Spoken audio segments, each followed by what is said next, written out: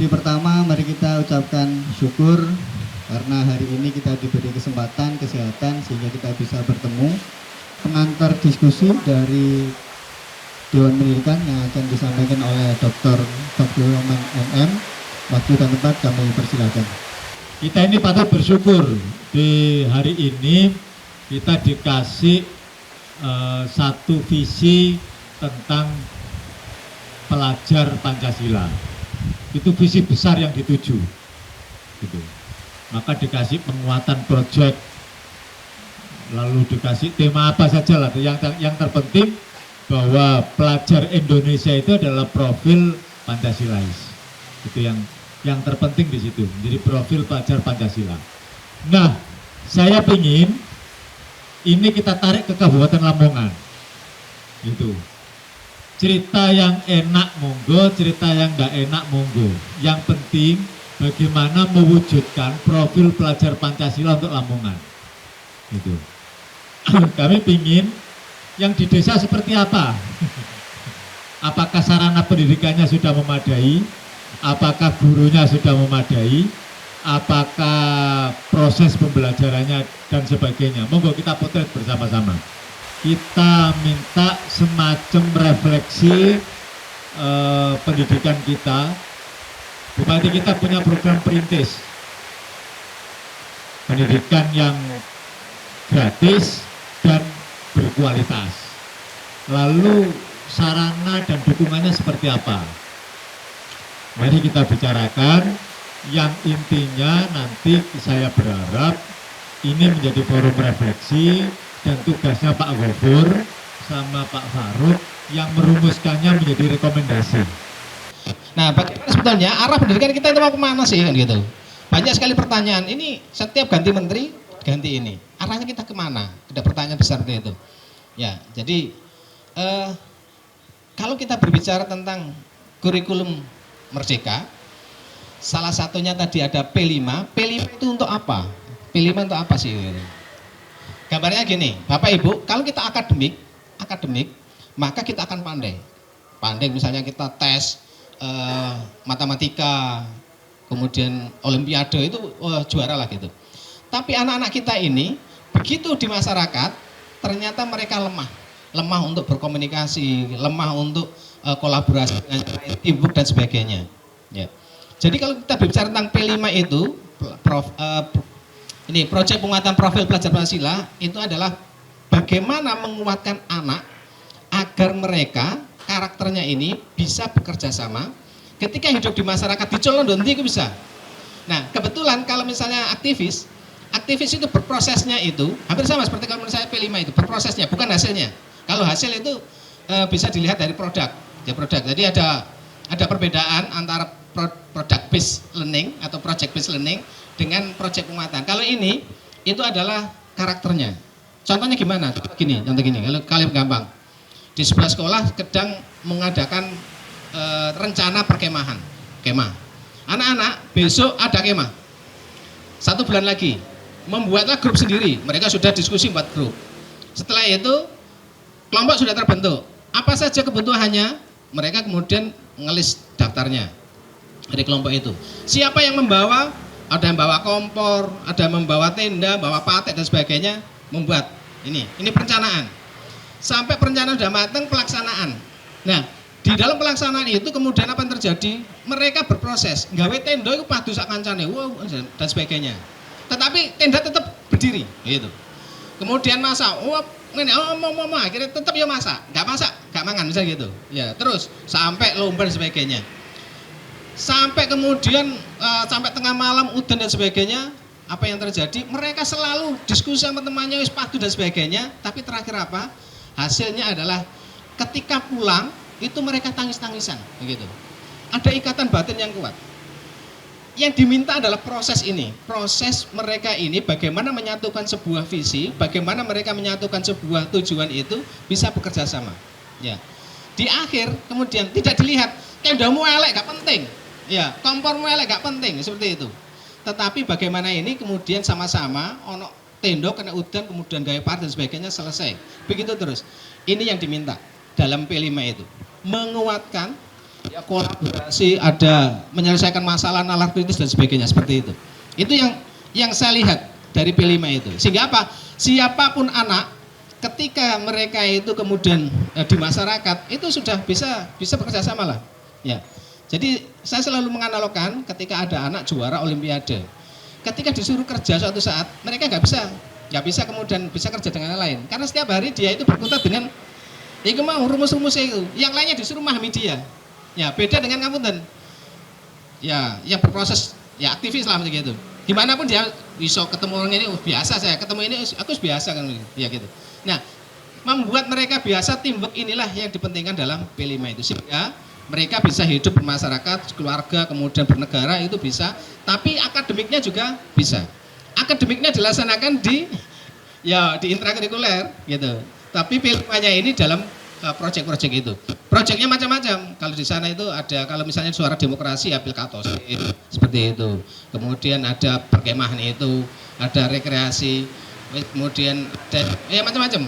Ya saya tadi lihat di SMP 1 itu bagus seperti itu.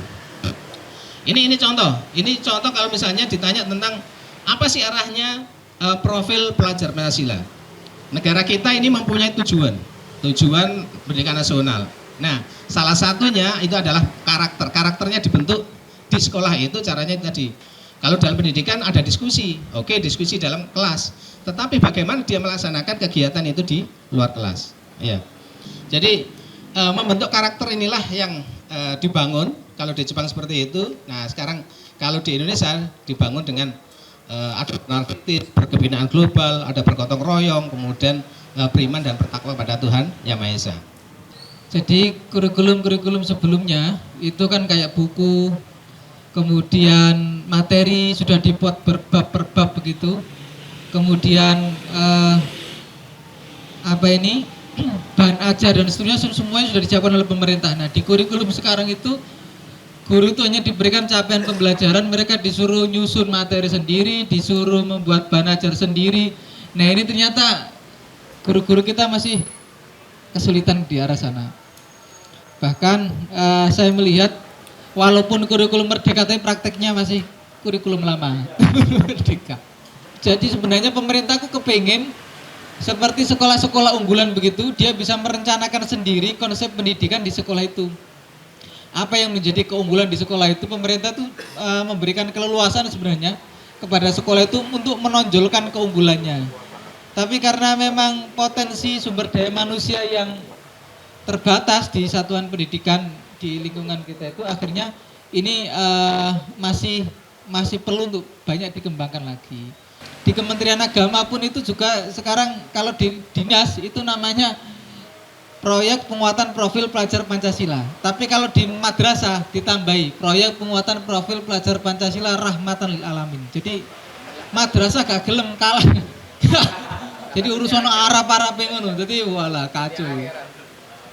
Nah, jadi kalau P5 atau proyek penguatan profil pelajar Pancasila ini kan ada 6 dimensinya. Nah, kalau yang rahmatan lil alamin 6 ditambah 10. Jadi tambah ngeluh to banan. Iku durung ngapalno ya, durung praktek ya ngapalno tok ruwet. Nah, apalagi kemudian membuat konsep. Gambaran dari P5 itu sebenarnya kita itu kan kehilangan nilai-nilai karakter. Jadi Indonesia itu terlalu pasca adanya ujian nasional yang dulu sering orang itu yang dikejar itu adalah nilai kognitifnya, lupa pada nilai-nilai karakter. Sekarang ini yang mau dicoba disandingkan begitu, intrakurikuler, pedagogisnya atau nilai-nilai kognitifnya tetap dijalankan, tetapi ada nilai karakter yang mau dibangun, P5-nya.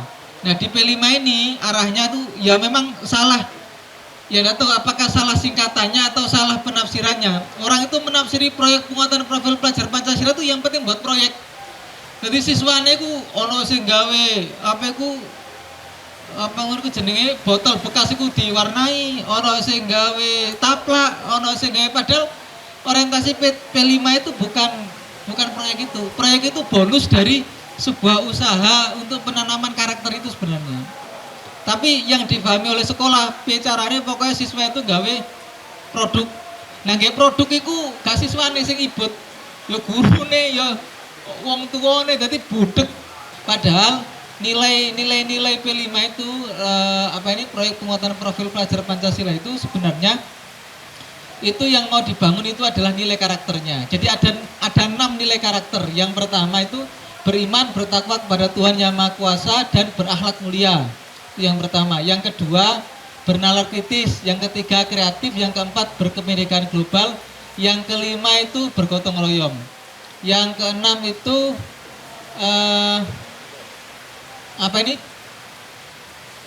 bernalar kritis.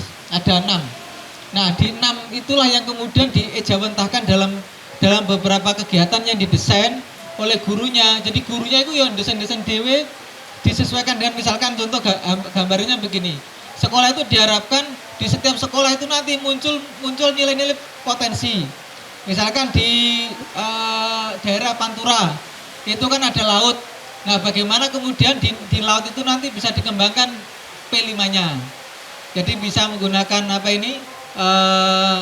nilai-nilai di sana ada sampah. Bagaimana sampah itu ternyata mengganggu nilai-nilai laut yang terumbu karang dan seterusnya. Nah, itu bisa dibuat sebagai proyek, tapi di sana ada nilai karakter di dalamnya. Bisa dalam bentuk kelompok maupun secara individu. Dulu itu LKS wes siap, buku wes siap, kemudian apalagi ya tugasnya guru ya enak itu, pokoknya buku diajarkan, kemudian ada LKS sebagai tugas, sudah selesai. Nah, sekarang itu tidak diberlakukan. Nah, guru disuruh buat materi sendiri, disuruh buat ini sendiri dan seterusnya. Itu yang kemudian menjadi semacam tanggung jawab kita bersama, bagaimana itu nanti bisa terjadikan. Bahkan termasuk pengawasnya juga ngapun Pak Sis. Karena mungkin lama tidak menggunakan IT ya. Itu ya juga agak kelagapan kalau kemudian mengoperasikan segala sesuatu menggunakan teknologi. Nah, ini juga hal-hal yang tentu kita juga dorong bagaimana kemudian pengembangan ini nanti bisa diinikan. Tapi setidaknya sampai dengan hari Dinas Pendidikan ini luar biasa loh Pak. Satu-satunya dinas pendidikan yang ada di kabupaten yang di Indonesia ini yang sekolahnya diminta untuk mengambil kurikulum merdeka itu hanya Dinas Kabupaten Lamongan.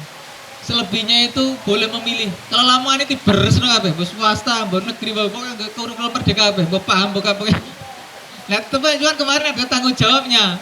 Kok gak ngerti kok kemarin Dinas Pendidikan gawe pelatihan gratis itu piye, Pak? Kok apa sekolah diundang, Pak ya? Diundang, kemudian mereka biasanya kan bayar, nah ini gak bayar. Nah, itu dan ternyata semangatnya luar biasa. Dan ini menjadi catatan bagus bagi Dinas Pendidikan memfasilitasi sekolah-sekolah yang mungkin masih butuh untuk dikembangkan lagi.